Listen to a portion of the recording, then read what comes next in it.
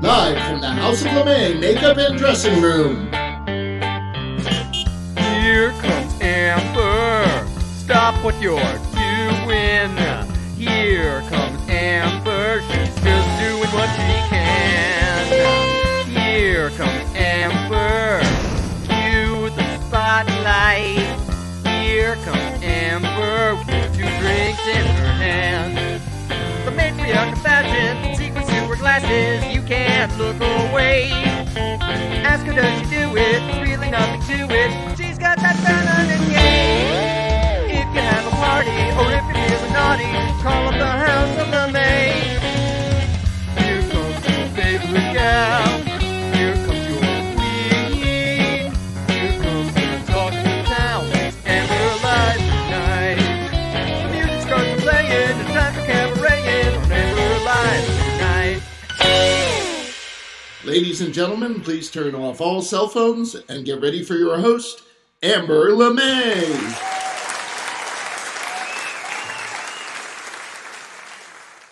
Mary Esther Stocks Martingale, her favorite candy was M&M's. She was buried with them in a handcrafted confectionery-themed coffin. The coffin was decorated with hundreds of the candy with the names of loved ones and friends. And to join in the celebration of her life, people were encouraged to wear M&M-themed clothing. What's your favorite candy? Let us know in the comments. How can we stop this hate? I grew up in a time where we didn't have allies, and we got through a hell of a lot of crap.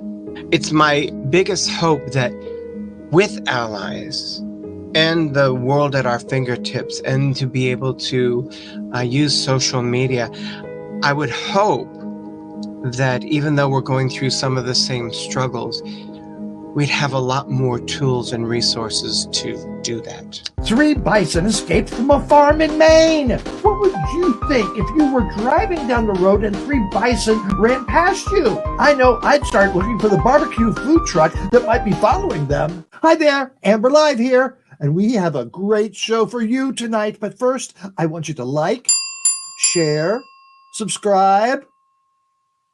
Thank you. Let's get on with the show. Russell, come on in. Hey, Amber, how are you this week? Oh, I'm doing fine, but we've got quite a show tonight. We've got guests from Nebraska, from Florida, from Texas, and you're in New York. I'm in Vermont. It's quite a show tonight. All over the place. Yes, it is, literally. All right. So what do you want to talk about, Russell? Oh, well, you know me. I always want to talk about a few things that I love to talk about.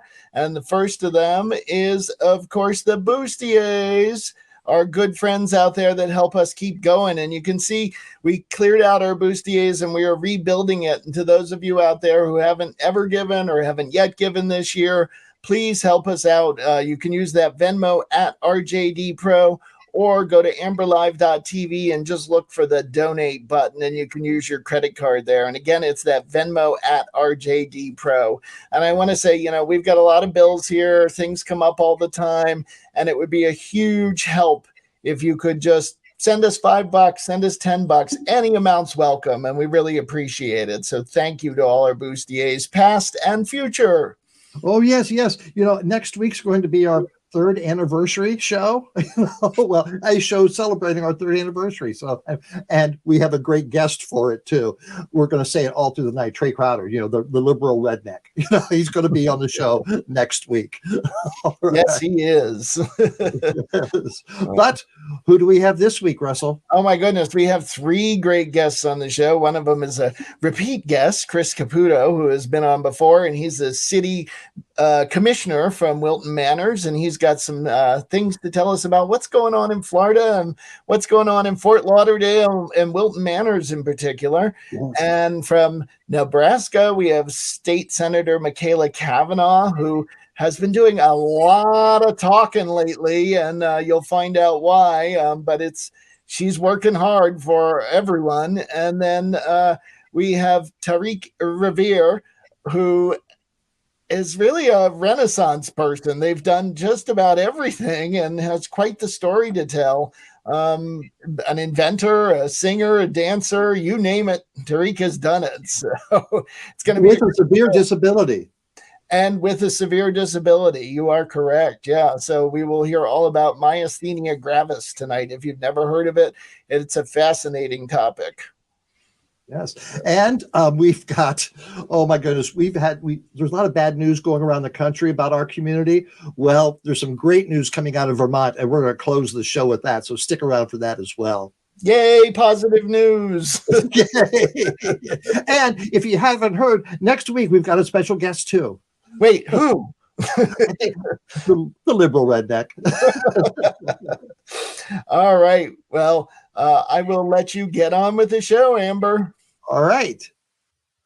I first met Chris Caputo 3 years ago when, just like Amber Live, he was part of a team that went online to create entertainment when COVID closed everything else down.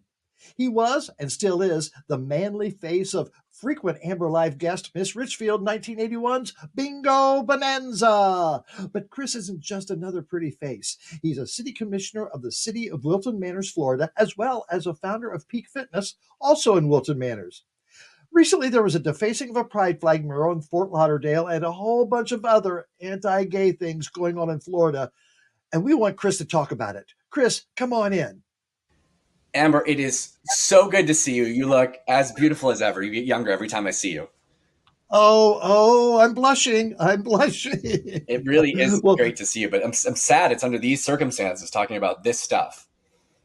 Yeah. So, Chris, just tell us some of the stuff that's going on there in Florida, both locally for you and for the state. Yeah. So our governor has made it very clear that he has sort of an anti-LGBTQ agenda. He's really trying to marginalize the community because it fires up the base, and he's got plans for a presidential run. So he's like following in like Trump style behavior. And instead of dealing with real issues that we have, like inflation, the economy, mental health, environment. Yeah, the environment, right? Like, it's sea level rise, right? We're in South Florida. We're all going to be underwater here sooner or later. And he's instead going after gay people. They're expanding the Don't Say Gay law. They want that to go all the way up to 8th grade. They're banning our ability as a city to wave the pride flag out front. So they're going to remove that. There's things that can allow parents to take away children in a situation where one doesn't agree with the child being allowed to have gender affirming therapy. I mean, it's about 20 different bills that are coming up that are really all just filled with hate and sadly, bringing us back about a decade or more in terms of our rights. Now, I saw there was recently some damage to a flag in Fort Lauderdale. What was that? Yeah, so it was just like 3 weeks ago when we had Pride of Americas was down here. We celebrated with our friends in the city of Fort Lauderdale. They did a beautiful progress flag right in front of the gay beach. Very expensive to do, by the way, just because of the paint that they need for all of that. And within 2 weeks, trucks went over it and defaced it. And then just since then, it has again been defaced. And it's I can't say that we didn't see it coming, because as soon as all the posts went out about it being there and people celebrating it, people started to troll it and say, like, let's go ruin the flag, which is just sad. And I think that's sort of the environment we create when we put out legislation that tells people that LGBTQ people are bad. So it's unfortunate, but it's the world we're living in now. You're a city commissioner for Wilton Manors. How would you describe Wilton Manors to those who wouldn't know? So it is, I've heard others say it's the gayest place on planet Earth, and I happen to love that. It is absolutely fabulous. It's a thriving community of LGBTQ people from all over the world, really, who are really like here. When you walk down the street, it's not uncommon to see, obviously, men holding hands, etc. It's less common to see somebody who's straight. Of course, they're always welcome here. We love everybody. It's a fully inclusive area, but it's definitely very gay. What's the population? So our population is it's about 12,000. It's a little more than 12,000, but we swell up just like Provincetown and Palm Springs when we're having big parties in town, which is quite frequently. By the way, when are you coming to visit? You haven't come to visit, Amber, as you promised. Well, maybe when Ron DeSantis is out of office, I'll consider. That's another good reason to charge for that. Doesn't they realize how that's going to affect their tourism, or do they want to attract the people that think like them? It's very sad, but I think his sights are so set on his presidential run that this is motivating a certain conservative set of the base that he's not thinking about it. We know that our Stonewall, our pride, is about a $36 million economic impact, in the state. And so, to literally try to shut that down, because he thinks that something's wrong with drag queens. I mean, it's just pure insanity. It really is. What do you plan to do about it? What are you doing, Chris? Yeah, so we're going to march, right? So we're going to drag up the drive, as we say. We've encouraged everyone to bring out their heels or to grab a pride flag, wrap themselves in it. They're going to join us hopefully on March 26th for our March in Heels. We have about 600 people so far that have responded, so it's going to be a great turnout. And one of the things that's a little different, because even though we're marching in Wilton Manors, which is obviously very friendly territory, we have we're calling them action stops instead of rest stops, where people will make phone calls to their legislators. They're going to be able to post and share information for their, friends on social media to spread the word. Like, it's very action oriented. Our goal is to generate 10,000 phone calls to different legislators that day to let them know how we feel about the things that they're doing. Are you concerned about security? So that was the very first call I got from our chief of police is just letting me know that obviously that they're going to put extra eyes on this, that they're already started to watch to see what's out there, because at the rate it's growing, it certainly is a target, especially given what we just saw happen to the flag in Fort Lauderdale. And it's sad. It's frustrating that that's the case, but I'm grateful. Our Wilton Manors Police Department, they have our back. They are so supportive of our community, and I fully trust that it'll be a safe event for everyone who's there. Wow. So what size heels will you be wearing? I actually do all right in some pretty high heels. So I'm shopping. I haven't quite found the set yet, but I was hoping maybe you could give me some inspiration. Walk on your toes. That's it. I kind of have to. The thing is, I get to be taller, which I like. I'm not so tall in real life. You never know that behind camera, but that's the exciting part about walking in heels. We'll get platforms. Yes. Those work as well. I love it. All right. Well, thank you so much, Chris. Good luck on the march. And if there's anything we can do to help, let us know. Thank you. Appreciate it. I appreciate you talking about this. It's so important. Yeah, we'll see you soon. See you soon. I love Chris Caputo. Russell, come on in. Oh, my goodness. It's so nice to have Chris visit again. It's been a while. Yes. I really just enjoy his energy. That's and someday you'll have to go visit him in person. I will. All right, Russell, what else do we have coming up tonight? Oh, we have so much more to come. We have that interview with Senator Cavanaugh from Nebraska, all about her filibuster, which I guess she said 2 weeks now she's been talking. And then we have Tarik Rever to talk to as well. So there is a ton of stuff coming up. And then, of course, Rocco, and you have some good news at the end of the show. Yes, stick around for that. So, and one more reminder, getting some of the Bustier money in, please. Yes, please, everyone. If you can help us out, it helps keep us on the air or streaming. And you can see there, use that Venmo at RJD Pro, or go to www.amberlive.tv, and you can use the donate button there to use your credit card to help us out. Or while you're there, you can go in the store and check out the products that we've got with Amber's logo on them. Yes. All right. Let's get on with the show. All right. Machaela Cavanaugh has served as a Nebraska state senator since 2019, representing parts of Omaha. Recently, she made news by proclaiming, if this legislature collectively decides that legislating hate against children is our priority, then I'm going to make it painful for everyone. Because if you want to inflict pain upon our children, I'm going to inflict pain upon this body. I have nothing but time, and I am going to use all of it. You cannot stop me. I will not be stopped. If LB 574 gets an early floor debate and moves forward, it will be very painful for this body. And if people are like, is she threatening us? Let me be clear. Yes, I'm threatening you. Whoa, let's bring in Machaela and find out what she's talking about. Machaela, come on in. Hi. You look so nice. I am nice. All right. What got that bee in your bonnet? Well, I serve on the Health and Human Services Committee, and we, the night before, voted. I did not vote. The committee voted to advance LB 574, which is a bill that bans gender affirming care for trans youth. And I told my committee members that if they were going to advance it to the floor, that it was going to be problematic and I was going to slow things down. And so the next morning I was being a woman of my word. And I have been ever since. So what has happened? Not much. A lot of me talking, So it's been 2 weeks. And we still have committee hearings going on. So we only have floor debate for the first half of the day. And then in the afternoon, we go to committee hearings. And so I've been taking the maximum amount of time allowed on each bill and just talking and talking and talking and talking. And so we are almost halfway through this legislative session. It's a 90-day session, and we just finished day 42, and we have not passed a single bill this year.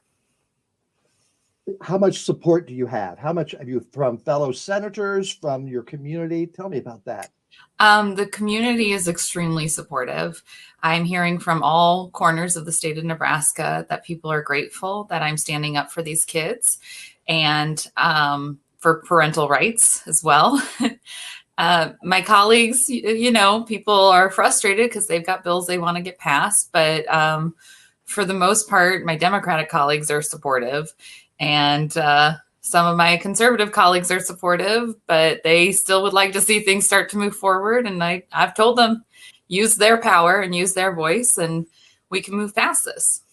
How does the Nebraska state legislature work? Do you have a Senate? Do you have a House of Representatives? No, we don't. We're unicameral.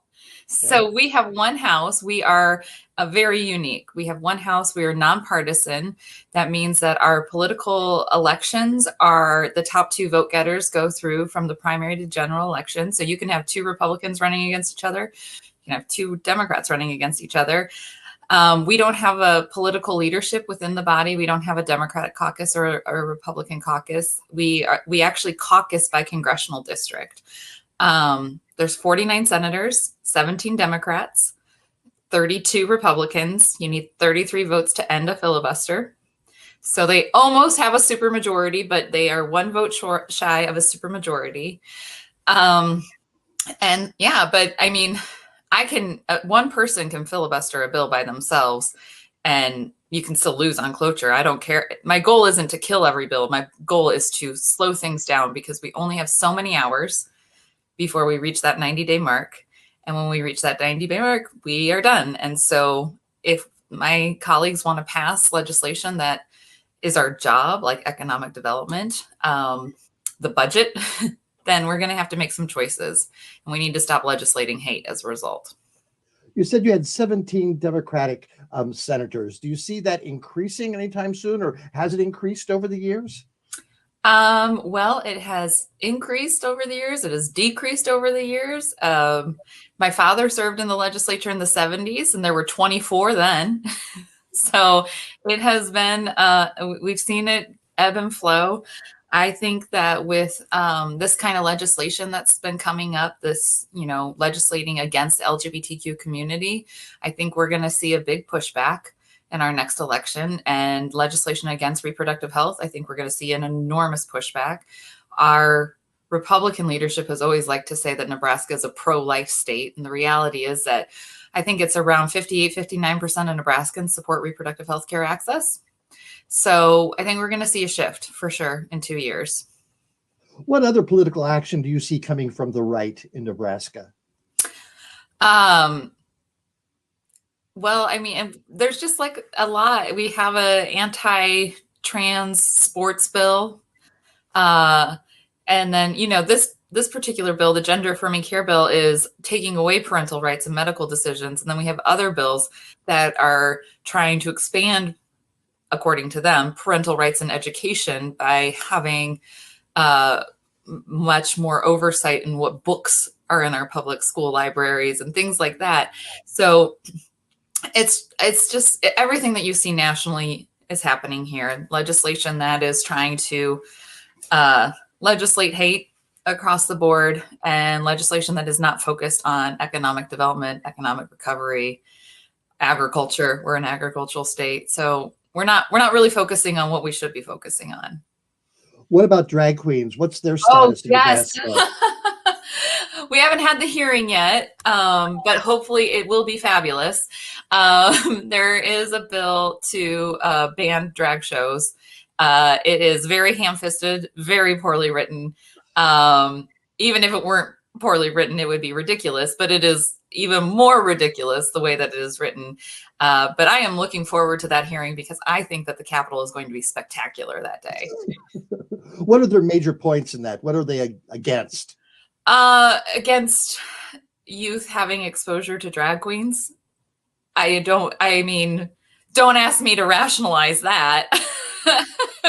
We have, I live in Omaha, Nebraska, and we have a wonderful store here called the Urban Alley, and they have drag show story time every weekend, and it's fantastic. It's fabulous. It's glamorous.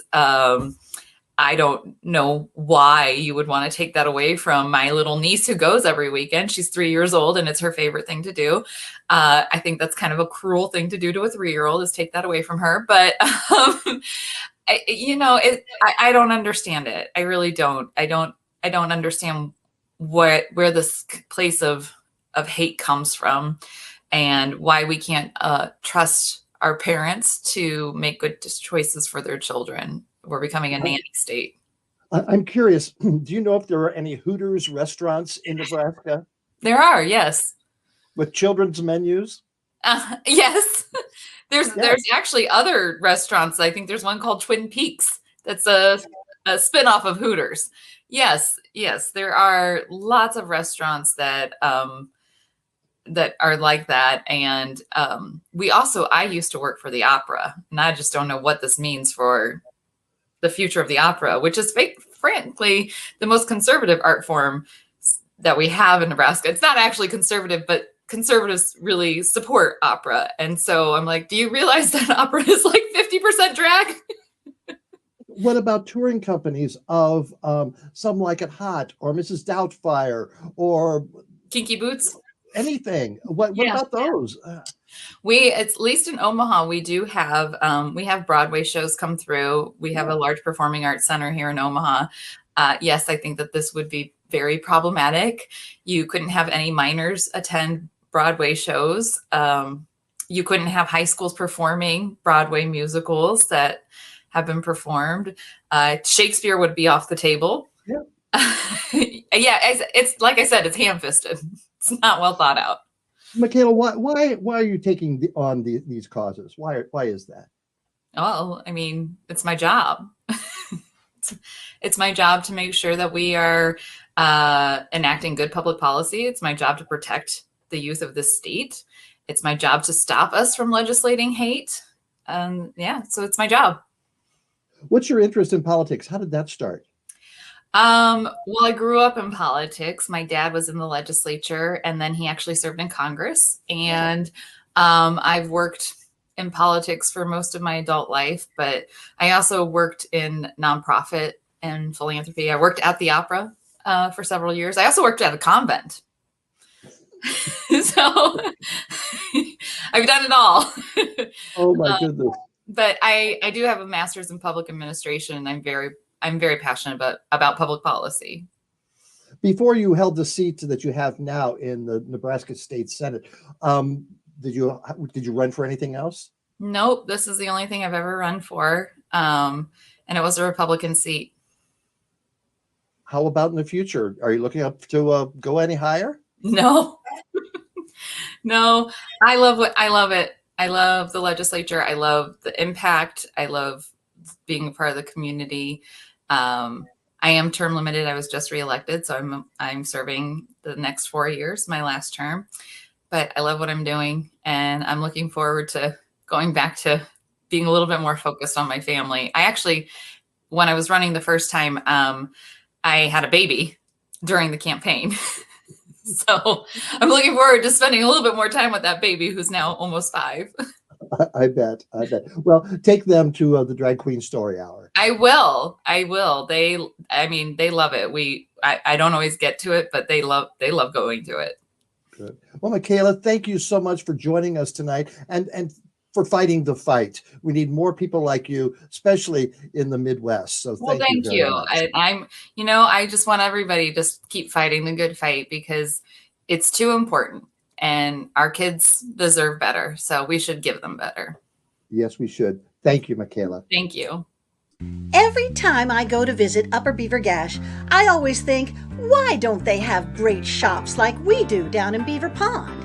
Well, now you don't have to leave the safety of your home and risk getting that pesky Beaver 19. You can shop at the Amber Live store right off the interwebs. And it's a better shop than Peggy's Plump and Proud. Oh, but don't tell her I said that. She's still giving discounts to the Beaver Pond players for the costumes. I like the great products like the coffee cups I drink my morning coffee out of, or my evening beers if I feel like getting all fancy. Down at B&B Fix-It Shop, we use large Amber Live beach towels to lay out on the grass every day at $4.20. And don't miss the Rusty Bean collection for all your peen needs, dude. Ditto on whatever he said. I just love their shirts and hoodies. Oh yes, if they have at the Amber Live store. Oh, they keep me so cool in the summer and warm in the winter at the Amber Live store. So shop at the best store in Beaver Pond. Or, better yet, stay on your couch, eat some pork rinds, have a beer, and order right now on amberlive.tv. Our next guest, Tarik Rever, lives with myasthenia gravis. They describe themselves as a disabled model, artist, activist, inventor for the disabled, and singer. We have a lot to talk about. Tarik, come on in. Hi, nice to be here. Oh my goodness. All right. So first I want to talk about, you call yourself a disabled artist. So tell me more about that. Well, first, I just want to thank you, Amber, for creating a beautiful platform where people can speak from the heart, mind, and soul. It's so beautiful what you're doing. I just want to say that real quick. Well, thank you. I appreciate that. But now back to you. Okay. So I'm a disabled artist and artist with music, artist with visual arts and modeling. I use that with my influencer sort of platform with my Instagram, TikTok, and YouTube. And basically, I want to remind people that when you're disabled, we're all just like you. We just all want to be loved. We all want the same things in life. We just want more equality with that. So I'm an activist in several areas, but when I was a dancer for a while before I was disabled. Once I became disabled, all the causes I was passionate about kind of rose to the top, and that became more my focus. Is all these different causes. Well, could you define your disability with us? Sure, I appreciate that question because a lot of people don't really know what myasthenia gravis is. One thing that it is common that people will probably recognize is a lot of the same medications that we have to take are the same that a lot of cancer patients have to take. Because our immune system is so just so ferocious that we have to suppress it with certain medications. But basically, it makes your entire well, at least with me, because everyone they call us the snowflake disease because not every one person with myasthenia is the same. But with me, I'm like my whole entire body is weak. Like I have to use a wheelchair outside the house. Inside the house, I can use a walker and get help to bed. A lot of times, sometimes I have to be monitored. If I'm too tired, sometimes it's hard to eat or even talk. I rested all day yesterday for this, so I can talk. I'm ready, But if I was tired, I'd be like, like my whole left side would be just out of kaput, My left side's weaker for some reason. How old were you when you were diagnosed? That was, well, I'm 44 now, and that was about in 2016. I was diagnosed. 2016. What were you doing before your diagnosis as a performer and activist? Oh, what's crazy about that? It was close to my birthday, and right before my birthday, I was making a small indie film. I was directing this indie film, and I had collapsed on the floor. I remember I had collapsed, and I was just laid there. All the cast had left already. I was by myself with the camera equipment. I was just laying there. I was like, this isn't right. There's something wrong, there were so many occasions where I just collapsed on the floor and just couldn't get up, and I was trying to diagnose it, seeing a couple of doctors here and there, but no one could figure it out. Not at first. And how rapidly was the decline? Oh wow! Like once the collapsing started happening, it was really fast. It was really fast. Luckily, my father he passed away some time ago, but when he was still here, he was a doctor in the Middle East, and just hearing the symptoms over the phone, he goes, he goes, in Baylor, we had a study about that, and it sounds like myasthenia gravis. So I suggested that to a neurologist, and she's like, it could be myasthenia gravis. So they did testing for myasthenia, and they discovered like my electrical impulses were coming out so weak that I could be considered myasthenia gravis. How did that change your life? Completely. It took a lot of soul searching because maybe I used my body, like I focused too much on the body perhaps in the past because I was weightlifting. I was very physical. You see, I'm very androgynous, and I'm totally okay with that. But it was less of a choice now because back when I was in my prime, I was 180 pounds of muscle. It was just all muscle, and I was all working out all the time, dancing, performing, a dancer, and on the weekends promoting a club, and so it was very physical. I used to be a cashier and sit on my feet all the time. It was just like it was all physical, demanding. And once I became disabled, my weight dropped so fast. It was like right now I weigh like I think 117 pounds, something like that. And not including my hair. My hair is like to my toes, past my toes. Is that all yours? That's all my hair. Oh my gosh, that could weigh you down. That's for sure. All right, I'm trying to think of other questions. How are you using your disability to help others?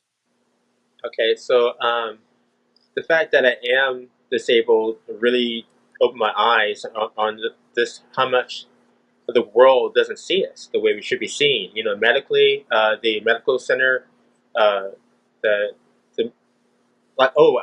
you actually had a recent report on your Instagram about President Joe Biden passed the bill to cap insulin at $35, which was amazing. $35 for insulin was normally like what $400, $600 or something like that.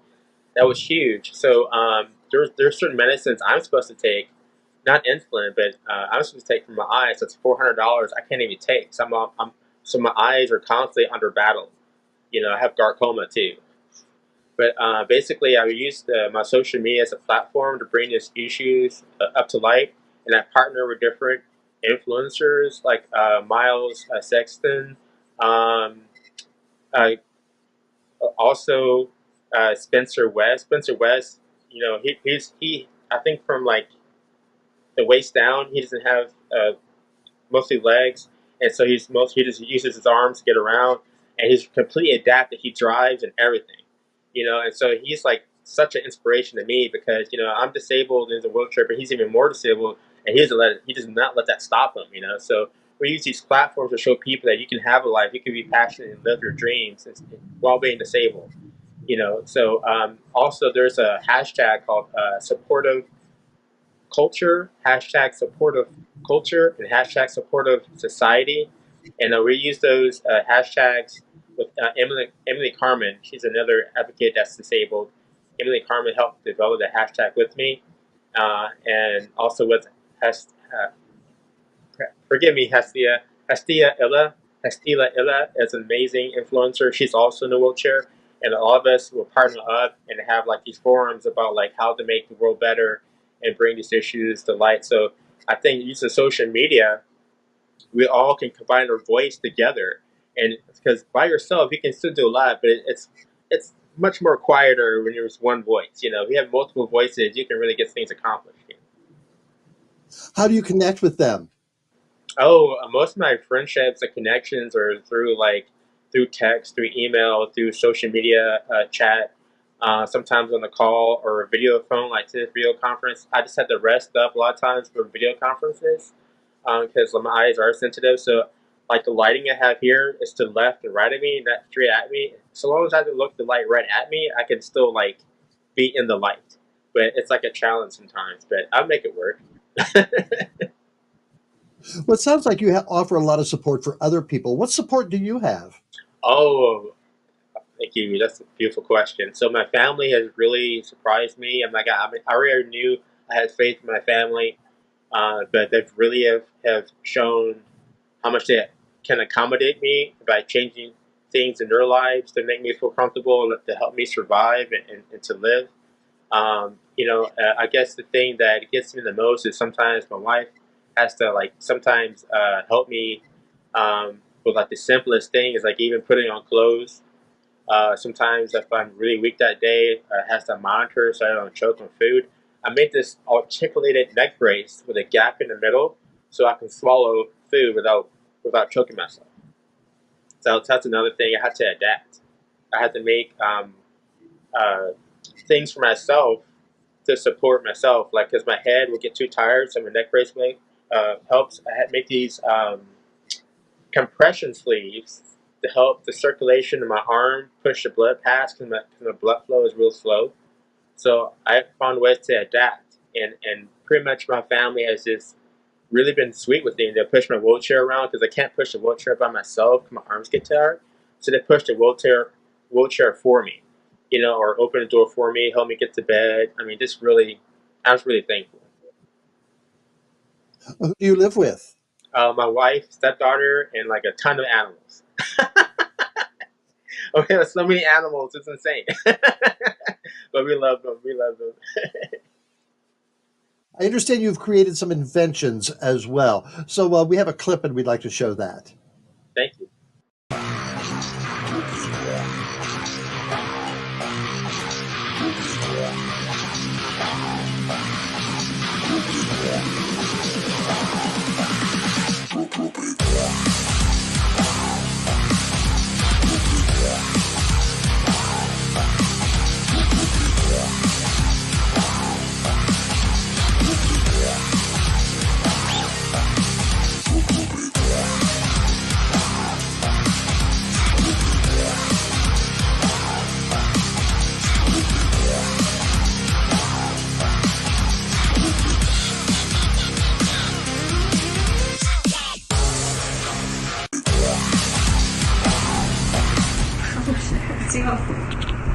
Damn, dude.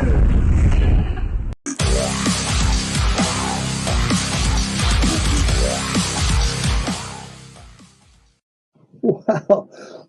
Do you have any education or degree in engineering, or how did you create those? Oh, I've just really loved science ever since I was a little child.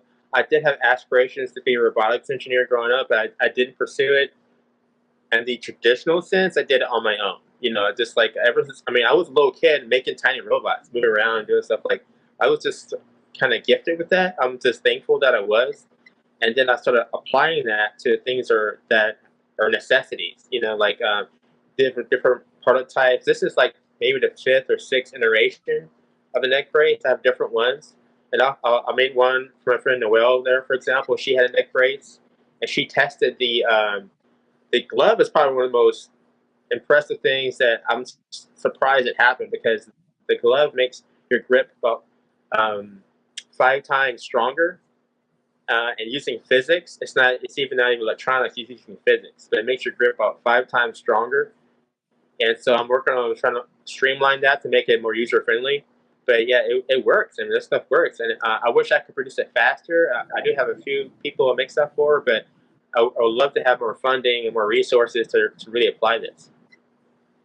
Now, do you have a patent for that? I mean, you'd think that there'd be enough people who would need that someone would gather that up.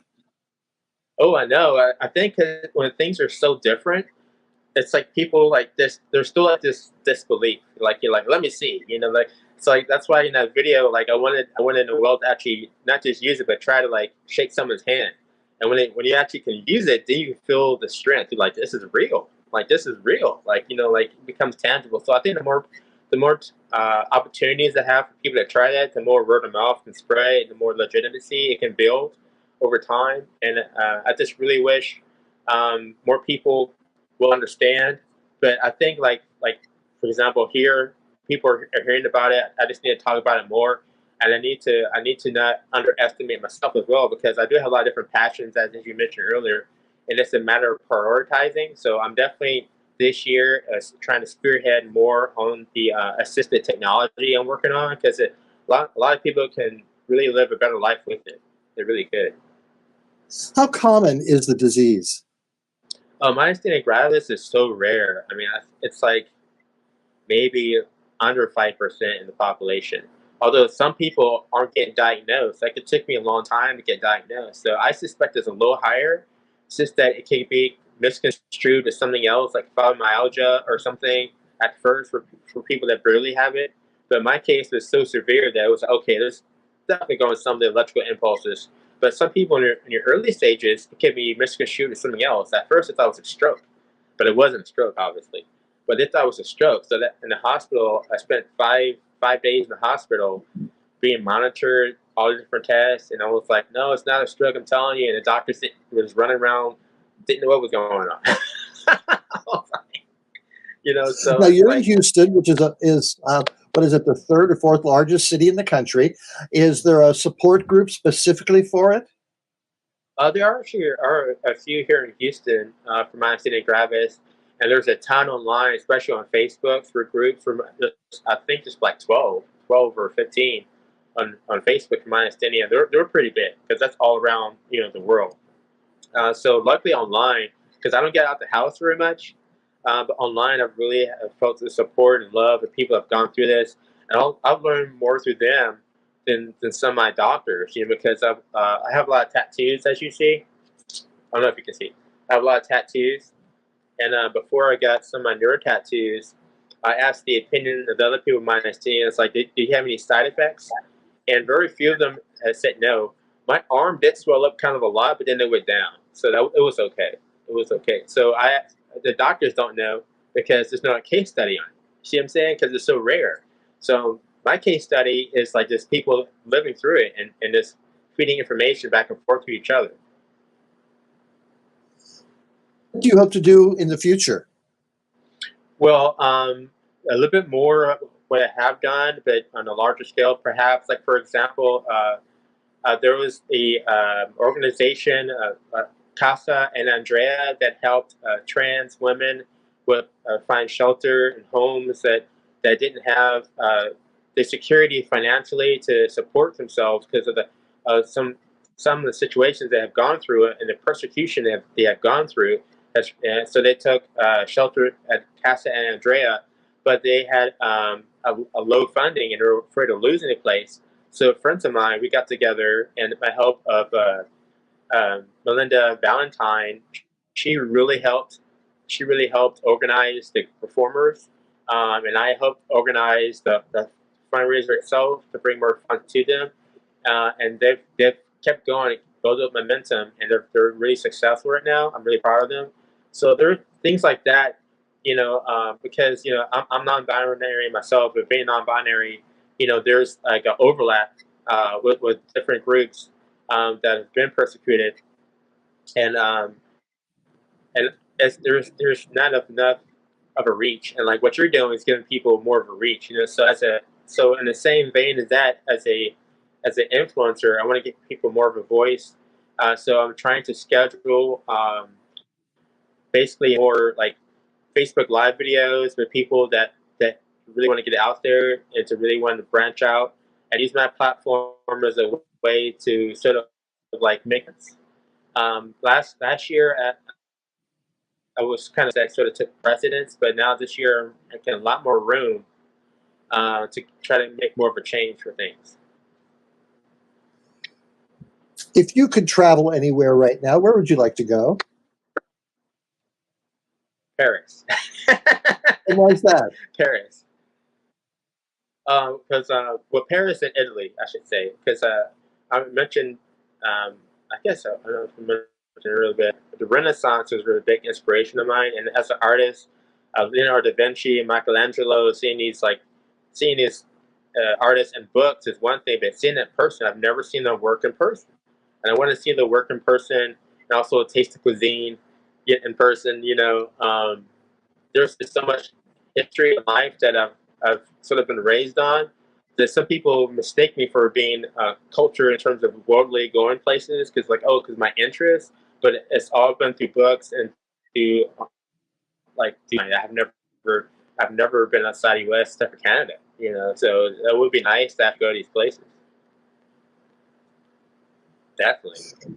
Very good, very good. That's very interesting that you'd like to see the inventors' drawings and things. That's because that's what you've done. Do you have any other inventions that you're working on? I'm sorry, what was that? Do you have any other inventions that you're working on? Oh yeah. Okay, so there is like a more developed version of this that goes not just the neck, it goes the whole half torso. It's a whole torso, and it helps support the lungs, the upper vertebrae, the back. And right now, I'm trying to get to the spine area because once I get to the spine, I can get to the hips. And once I get to the hips, I get to the legs. And the legs are the one I'm pretty much building up towards. Because like my upper body, like the arms, the neck, the torso, I have a lot of advances with that already, which is really good. And that already can help someone's life better. But if I can get to the legs, that's what I think a lot of funding will go to is the legs, because that's where you need motorized or articulated Arduino kits and different types of compressions to make the legs strengthen. So that's the electronics will come into. So I have some designs already been working on, but to actually use that, I definitely need more resources for the legs. So I want to get around. I know I can do it. You'd be hell on wheels, that's for sure. if you could wheel yourself.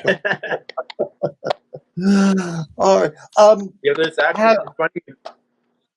Go ahead. Well, it's funny you mentioned that. There was a company called Kuden.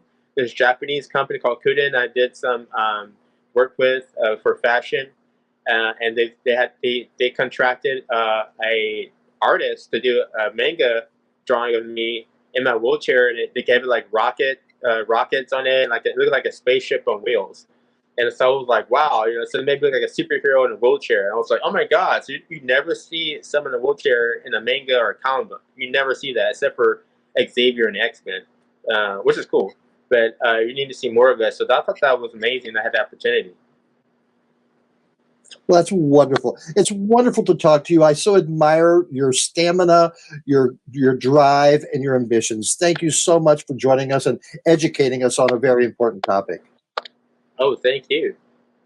Oh, there's one last thing I'd like to mention, if it's okay. So there's a company I've been working with to try to help people find jobs called Talent Logic. And so look at me, I have tattoos. I look like I came from another planet, But, if you can find jobs for everybody, that's like the ideal life. And so I'm trying to help people of all types get jobs and have, the life they want to have, Wow. Thinking of others. Thank you. Thank you very much. Thank you. After 3 years of interviews, some are very, very special. And that was one of them. You know what else is special? Seeing Rocco Zamboni every week. Hey, Rocco, what you got for me? Hey everybody, it's Rocco. I just wanted to take a moment to say, hey, you know what tonight is? It's the Oscars. That's right, the Oscars, when Hollywood hands out golden statues because people did their jobs. I don't know, I don't get anything like that where I work. If I did, it'd probably be like a toilet brush or something. I don't clean toilets, but it's a shitty job. So, also, I'm heading to this Oscar party where they're all dressing up in green for St. Patrick's Day. I'm like, you shitting me? That's not happening. That's why I'm just wearing a t-shirt. Screw you guys. All right, this is one Italian who's going to watch maybe some people get awards and stuff. I guess because of the St. Patrick's Day thing, I got to root for that Banshees of Ichiban movie or Blowhards of Ichikabaka. I don't know what it's called, but it's an Irish movie, I think. Once again, I had an Irish once. I used Visine and it went away. Ha ha, that old gag. Anyway, whatever you're doing tonight. Oh, wait. You're watching Amber, because Amber's got more glitz and glamour than anything Hollywood could produce. Am I right? Or am I right? Yeah, I'm right. Anyway, so this is Rocco. Just wanted to say hello. And now I'm going to say goodbye. All right? Bye. Love that, Rocco. As we've reported on Amber Live, there's been a lot of negative political activity around the country aimed at the gay, drag, trans communities. However, recently Vermont lived up to its motto, freedom and unity.